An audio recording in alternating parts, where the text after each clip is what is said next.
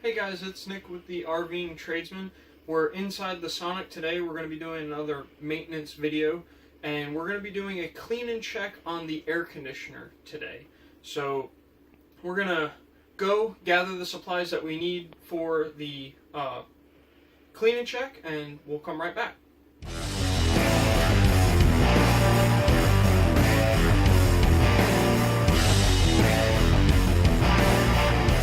Okay guys, so just to give everybody a little bit of background on who I am and everything, like I said, HVAC is my trade. It's what I do. I do commercial, industrial stuff, and I'll work on everything from a tiny little window air conditioner that might be serving a office in a warehouse, like a warehouse manager's office or something like that. He might have a little window air conditioner in there. I'll work on everything from that all the way up to 155 ton, 200 ton chillers that work process lines for pharmaceutical manufacturers. So I have a wide variety of things that I work on. I've been doing HVAC for about 15 years, since I was about 13 years old, going around helping my dad and stuff like that.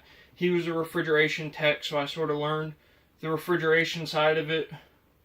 Got out of high school, got into residential HVAC, moved on from residential to a small commercial company that really just did residential, but it was on a rooftop instead of on the ground, and moved on from there to what I do now.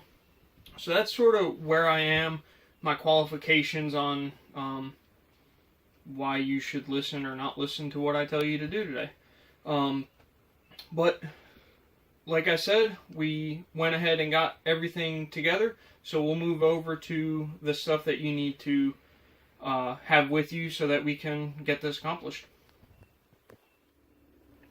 Okay guys, so we've gathered everything that we need. You're going to need a flathead screwdriver. You're going to need, I used a drill on the roof with a Phillips head bit in it. You're going to need a pair of thermometers, or you can do it with just one. A pair is a little bit easier, but one will work if you only have one available.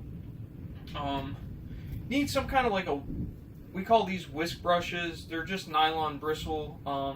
If you've got the kind of wire brush style ones with the straight handle, looks kind of like a toothbrush, that'll work. Even an old toothbrush will work. It's really just to get the heavy dirt accumulation off of anything. You need your cleaner. I'm using the Viper brand coil cleaner. I get this through supply houses at work. They do sell coil cleaner at Lowe's and Home Depot and places like that. I will tell you this is an enzyme based coil cleaner, and the reason that I chose this is because I'm going to be using it on the roof, and I don't want to damage the fiberglass roof. Or if you have a rubber roof or anything like that, you definitely don't want to use something that's going to damage the roof. This stuff is very mild. I don't know if you can get it off of Amazon. If you can, like I said, I've used this on the roof before and had absolutely zero issues if you want to go out and get the exact same brand. If not, if you go to Lowe's or Home Depot or really anywhere, you're going to want to get a non-rinse cleaner. The non-rinse cleaners are similar in chemical makeup to like a Dawn dish detergent or something like that. Really, you don't want anything that's like caustic or has a really low pH. Even a neutral pH, like a pH of 7 in a cleaner, will cause color. Well, I'm not going to say it will cause, but it can cause color distortions and stuff like that. Always test somewhere inconspicuous if you're unsure, to make sure that it's not going to damage anything, or you don't want to have white spots all over your camper, because when you're naturally, the air conditioner being on the roof, once you start to rinse all the cleaner off, it's going to run down the side. You just don't want to stain anything. So just be very selective about your choice of cleaner. Moving on from that, you'll need a rag, and I grabbed a flashlight because I never have enough light. It doesn't matter what I'm doing. So we'll go ahead and get the front of the air conditioner taken down here, and we'll come right back with you. Okay, so to get the the bottom down on this particular air conditioner, you have two flathead screws, one here and one here. So you pop it down.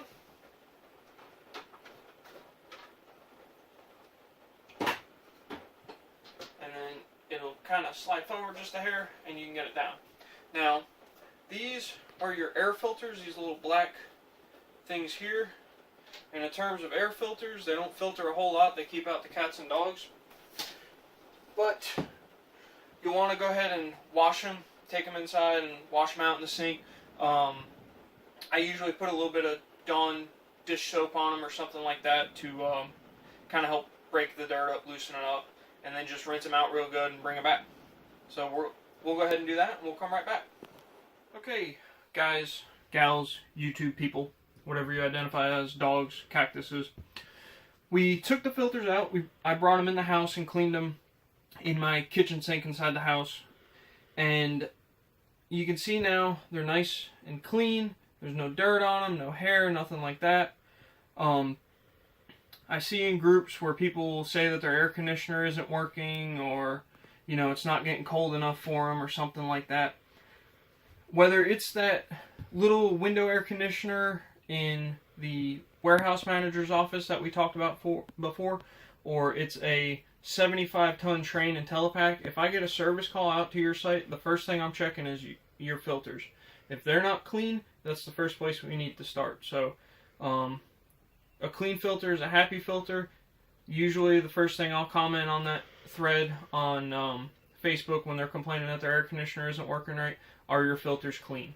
So that's step one. We're going to move on to step two, which is going to be getting this cover out of the way so that we can access the evaporator coil and clean that. Okay guys, so we're getting ready to take this panel here down, and went ahead and got the drill with the Phillips bit in it. These screws don't really go into a whole lot, so you don't, I know this is an impact, and this one, the Milwaukee fuel line, actually has 2 speeds on it and 2 different torque ratings, so I'm going to use the lower one, but really all you guys need is a screwdriver or a screw gun. The only reason I'm using this is just for the convenience of speed. So we'll go ahead and get this down, and that will give us access to the evaporator coil.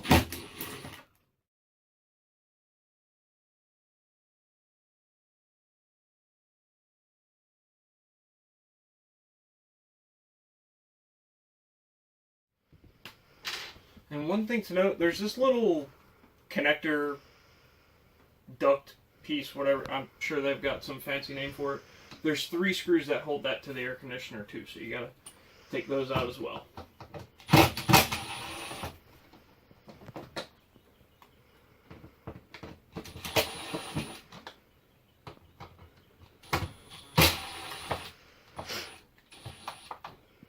Alright. And then all you do is just lift the air conditioner down. If any of you have watched my video on how to make the air conditioner quieter, you'll have to pull that one piece of tape down and probably replace it when you're done. But everything else you should be able to leave in place.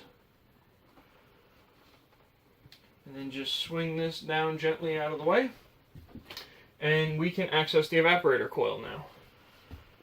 So let me switch sides. The evaporator coil is right here. I don't know how well you guys are going to be able to see everything, but we'll do our best. This is the evaporator coil here, and what this does is the refrigerant passes through there and absorbs the heat from inside the trailer. So you want to keep that as clean as possible, because any dirt or anything that you get on there is going to insulate the coil, and it's going to slow down your heat transfer. So the cleaner that stays, the more efficient the air conditioner is going to work. Now, I've had people ask me this in the past, It's not going to make the air conditioner colder. The air conditioner blows out a certain degree of air based on how it's designed. I can't change how it's designed. It's designed that way for a reason. Not to get into all the engineering stuff, it's not going to make it blow colder. That's not our goal here today. Our goal is to keep the air conditioner working at its top capacity and its top efficiency. So we'll go ahead and get some cleaner on the evaporator coil, and by that point we should be able to put everything back together. If there's any heavy like dirt accumulation, hair, anything like that, take your whisk brush, or you can use an old toothbrush. Make sure it's an old one, because I don't think you're going to want to use it after you get it full of dirt and hair. But you can take your whisk brush or whatever you got. As long as it's a soft bristle brush, you're good to go. Don't use anything too hard. Don't get too aggressive. Don't bend any of the fins over.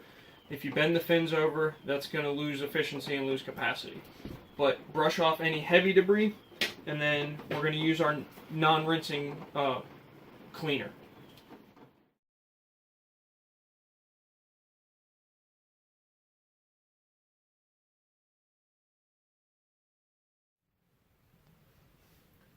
Alright guys, so we've got the cleaner on there.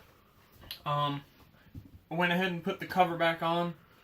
The cleaner, you're going to want to give it about a 5-minute dwell time, and that's going to break everything up. If you live in a high humidity area like we do, you actually don't need to do anything with the evaporator coil. You can put everything back together and be done with it. If you live somewhere where the humidity is lower, Midwest out that way, towards the Rocky Mountains, you're gonna probably want to rinse that cleaner off of there.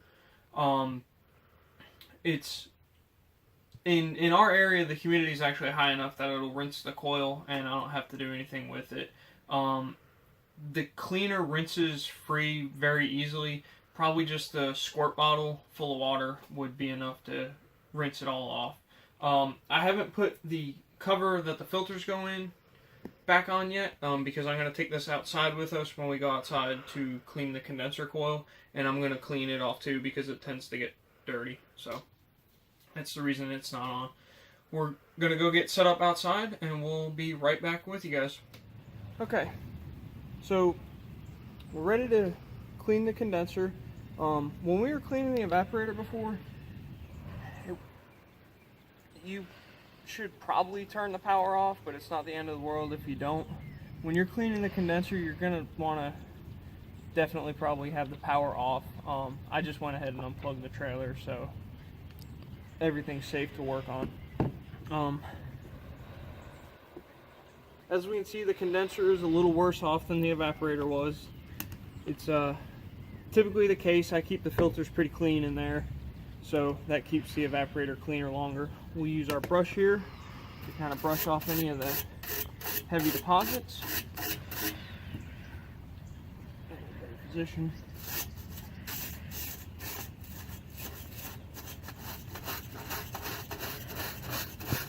Kind of want to get whatever we can out of this little track in the front here.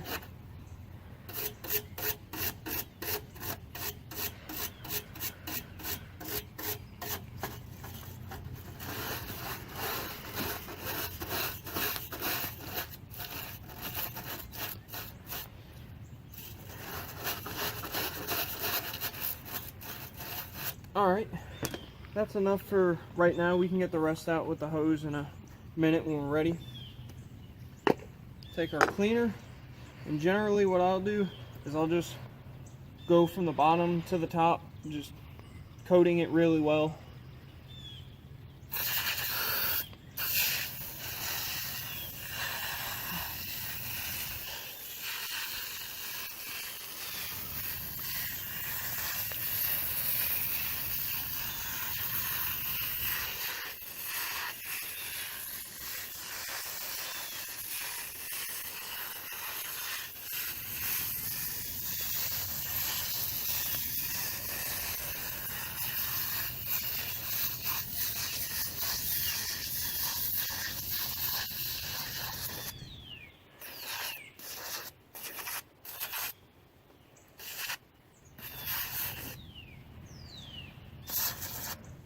Alright, I think we got everything coated really well.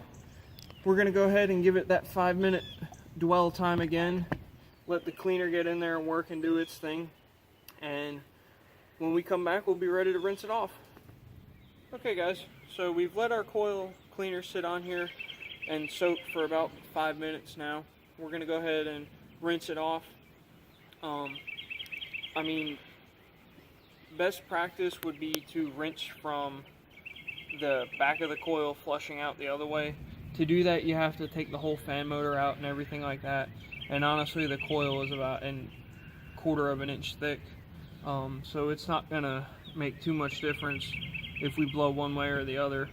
So we'll go ahead and rinse all the cleaner off, and then after we do that, we're going to put this cover back on and go inside and make a couple of checks inside. So we'll be talking at you in just a couple minutes.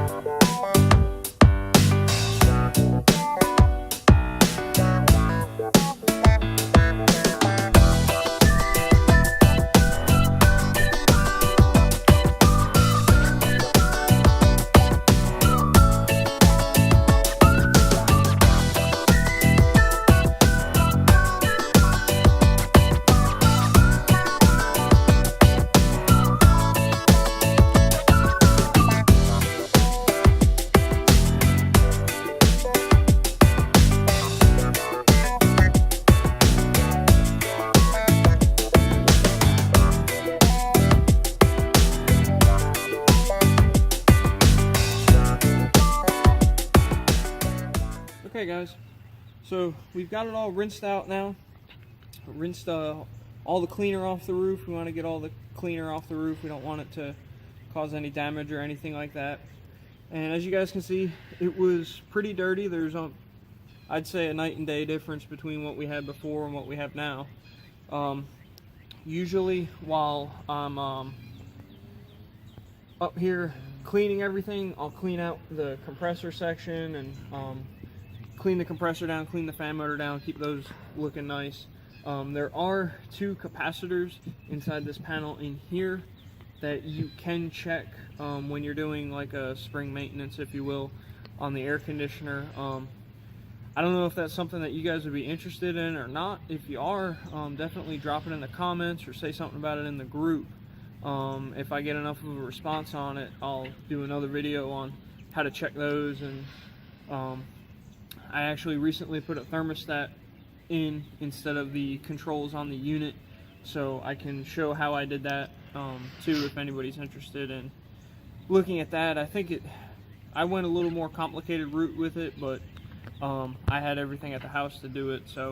But I'm more than happy to show off what I did and show you guys how to check those capacitors if that's what you're interested in. We're going to go ahead and put the cover back on now, and next time you see us, we'll be inside. Okay guys, so we got the unit cleaned, we got the top put back together, we cleaned this panel off, we put our filters back in, we put it back on. The only thing really left for us to do is to check the charge, and these units don't have a way for you to connect and check the charge, and you need a EPA Section 608 license to do it anyway. So unless somebody out there who's watching this has that, you're not going to be able to check it, even if it did have ports on it. But what we can do is we can get a pair of thermometers and we can take a temperature drop and see how the air conditioner is performing in terms of dropping the temperature. So generally, as sort of a rule of thumb, you want a 16 to 20, 22 degree drop on your air conditioner. Excuse me. And the way that I do that is I always use these kind of probe style thermometers, stick style. I'll put one on the counter, and that'll sort of be my return temperature, or my space temperature, if you will. And then we'll turn the air on, and I just kind of hold the other one in place. And if you're in that 16 to 22 degree range, your charge is probably just fine. There's a couple of factors that will influence that. If the trailer is incredibly hot, if you walk in and say it's 100 degrees inside the trailer, or the humidity is through the roof because it's been raining all day long or something like that, your temperature drop is going to be lower. So you may want to turn the air on for a few minutes and sort of let the temperature get down to a more stable or a more realistic temperature before you take that, or allow the air conditioner to take some of the humidity out of the air first. If it's below about, if you're between 80 and say 65 degrees, 65 is kind of pushing it on the low end, but if you're somewhere in that range, you can get a really accurate look at what's going on.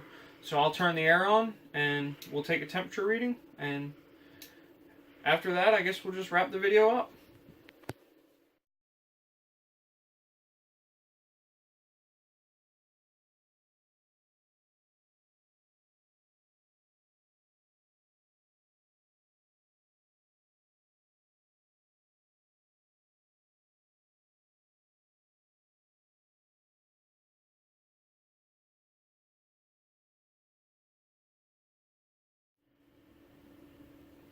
Alright guys, so we had about a 20-21 degree drop, which is right in the range of where we want to be. I mean, that's about, like I said, that's about all there is to it. It's just mainly cleaning it, and you check a temperature drop. If you want to get really crazy, you can check some line temperatures on the roof. It'll give you a little bit more of a look into what's going on inside the system, but it's not exactly necessary. I mean, they're not complicated systems. Like I said, if anybody wants to know about how I put the thermostat in, or because these controls here, they don't do anything anymore. They're all dead. If anybody wants to know more about how I put in a regular thermostat, drop that in the comments of this video. Put it in the group, and we can do something on that. If you guys want to know about checking a little more of the electrical on the air conditioner, put that in the group as well. I'm more than happy to do videos on that if there's an interest in it. I just don't know if there is or isn't. As always guys, like, comment, share, subscribe, touch the bell. Don't click it, because I've been told you can't click it because everybody watches YouTube on their phone now. And I think that about wraps it up guys. As always, stay safe out there, and we'll see you guys on the next video.